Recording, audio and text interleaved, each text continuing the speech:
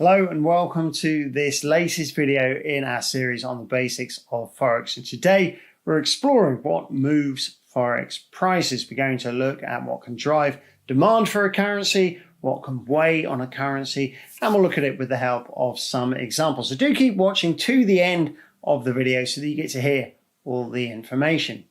Hello, I'm Peter Martin with Trading 212, and we add educational videos about the financial markets and about trading to YouTube regularly. If you haven't already, make sure you subscribe to our YouTube channel because that's the best way to find out when there's a new video that we've added. Well, we're going to look today at what moves Forex prices higher and what moves Forex prices lower. And we're going to begin very generally and then just gradually move into slightly more specific areas. So to start, let's talk about supply and demand and how that can affect a currency. So let's look at this. One way to look at this is from a fundamental perspective and consider that it's a result of supply and demand that either boosts or weighs on a currency. And that's generally true for any tradable instrument. If, let's say, supply increases while demand remains constant, then we would expect that to weigh on the strength of a currency, to have a negative effect. If demand increases while supply remains constant, then we would expect that to boost a currency's strength, to have a positive effect. If they both change at the same time, then that also alters the situation. Let's say that supply increases, having a negative effect, while demand falls, also having a negative effect, then we would expect that to overall have an even more negative effect on a currency. Conversely, if supply decreases and demand picks up at the same time, then that would have an even more positive effect.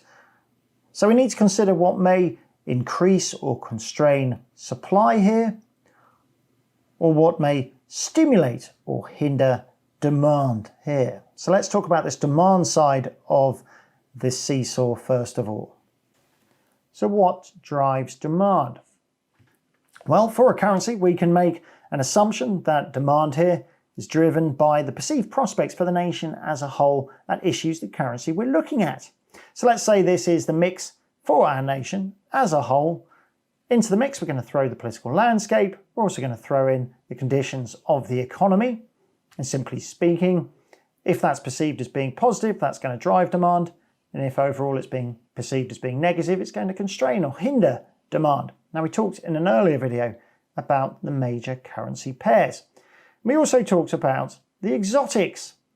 We said for the major currency pairs that they involve large developed economies from politically stable nations, whereas the exotics tend to involve emerging economies where the political landscape may not be as stable. And so for emerging currencies, this political part here may be a more weighty factor in general. For our majors, of course, political events can have an influence, but in general, economic factors tend to be the more influential factor at play. So if we focus on the economic side of the mix, then we're really just talking about the health of the economy. And one measure of the health of an economy is gross domestic product, or GDP. We can break GDP down into some smaller chunks. And what we have shown here is the witch's brew that comprise GDP. So we've got government spending, business investment, net exports, which is exports minus imports. And then these two here are really major parts: private expenditure on services and private expenditure on goods. Together, these really are what we call consumer spending, and that's a major driver of developed economies. Now, when it comes to developed economies, the US economy is the big daddy, and we've said before that the US dollar is not only the world's most traded currency, but it's also the reserve currency of choice around the globe. So let's take a brief look now at some US economic reports that can help us give an early steer on what's going on with some of those components that make up US GDP. Just a few examples of reports for the US economy. This is by no means comprehensive. Top of my list, we have the Employment situation report. This is official government data for what's going on in the labour market, and the payrolls part of this report is highly correlated to GDP as a whole, but it's released far in advance of actual GDP data, making it very useful for traders and giving it a big influence on the US dollar.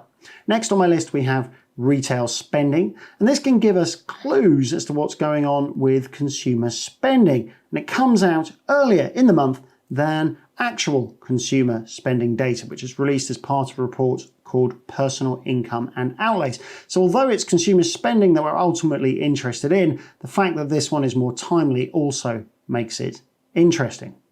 And then finally on the list I have durable goods orders. This is a report that tells us about orders of items that are expected to last 3 years or more, so big ticket items, and that can help us learn about what's going on with business investment, which is one of those components we saw in GDP. Really the crux of the matter that we're talking about here is that we have information coming out on a regular basis giving us indications of the health of the US economy. So having talked about some drivers of demand, let's now talk about supply. What affects supply of a currency? Let's take a look at this. The money supply is one of the things that a country's central bank has a large control over. So let's stick with the US, and the central bank for the US is the Federal Reserve. Now, keeping things nice and simple, the Fed can influence the money supply in a number of ways, but one of its main tools is influencing interest rates. Now, let's say that the Fed wants to lower interest rates. One of the things they can do is to buy assets from banks, and this leaves the banks with more money on their balance sheets. They can then loan this money out to borrowers, and this increases the circulation of dollars in the system. Now, as the banks are finding that the money they have to loan out is more plentiful, they will tend to charge lower interest rates. If the Fed wants to be really aggressive about things, the Fed can actually just create new dollars here and then once again buy more assets and give the banks even more money on their balance sheets and so on. So let's consider what the effect of interest rates might be on a currency. And we'll do that by looking at dollar yen.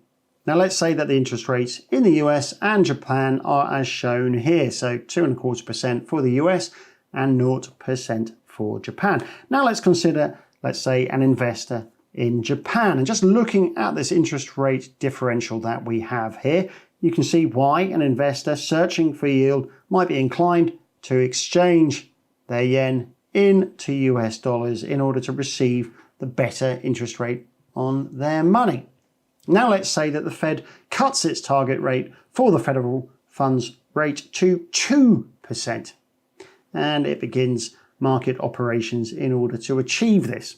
Now, if we consider our Japanese investor, although there is still this positive interest rate differential, are they going to be more inclined or less inclined than they were before to convert their money into US dollars? Well, I would say they're less inclined. So that would create some downward pressure on the US dollar. Now, let's consider that the Fed raises interest rates and they increase the federal funds rate to 2.5%. Now, if we consider our Japanese investor, they're going to be more inclined to convert their money, more inclined to buy US dollars and sell Japanese yen. So that increase in rates has boosted demand for the US dollar. Now, increasing the money supply can sometimes stimulate the economy, which can boost demand. So the situation can be more complex than presented here, but generally speaking, all things being equal, lower rates should create downward pressure on a currency. Higher interest rates should help to boost demand for a currency. So we've now talked a little bit about demand and about supply and how that can affect a currency. But of course, when we're trading Forex, we're not just trading a single currency in isolation, we're trading two currencies as part of a currency pair. So let's now take a look at a simple example to try and illustrate how you might pick both currencies in order to best suit your view of the market. So to try and explore this, let's just look at a broad example that I've called dealing with Brexit. And let's consider two fellows with opposing views on Brexit who are both trying to trade in a way that allows them to exploit their view of the situation. Now, first chap here, he thinks Brexit is a bad thing for the UK. The second chap here has the opposing view. Maybe he thinks it brings opportunity for the UK in the long run. Maybe he just thinks the market has already overreacted. Maybe some kind of reverse response is in order. It doesn't really matter. Really, the key thing is that one thinks it's bad, one thinks it's good. Now, they both know that they want to trade pounds sterling. So GBP is going to be involved in whichever currency pair they end up trading. This guy here, he knows that he wants to sell GBP. And this guy here, he wants to buy GBP. So far, so simple. But they now also have a further decision to make over which currency will accompany the pound in the currency pair that they choose, which one will give them the best opportunity for profit. So maybe Mr. Negative here, he decides he just wants a nice stable currency he doesn't have to worry too much about. So maybe he opts for the Japanese yen. And maybe Prime in his thinking is that he doesn't want to end up trading the euro, because if he's selling the pound, that means he's buying this second currency in the currency pair, and he doesn't want to end up buying the euro when he thinks that Brexit will hurt the euro area as well. Now, on this point, maybe Mr. Positive over here feels the same way. He agrees that Brexit is going to be bad for the eurozone, so he actually opts to trade the euro against the pound, because that means he's selling euros here and buying pounds. So he thinks he's maximised his potential, because he thinks the UK will do well and that losing the UK from the EU will be to the detriment of the economies in the eurozone. Well, I hope you enjoyed this look at what moves Forex prices. If you did, please just take a moment to hit the thumbs up button and give us a like. Or why not send us your view? What do you think is most important when it comes to moving Forex prices? Send us a message in the comments section. We do read each one. But that's all for now from me, Peter Martin, and Trading 212. Thanks for watching. I'll see you next time.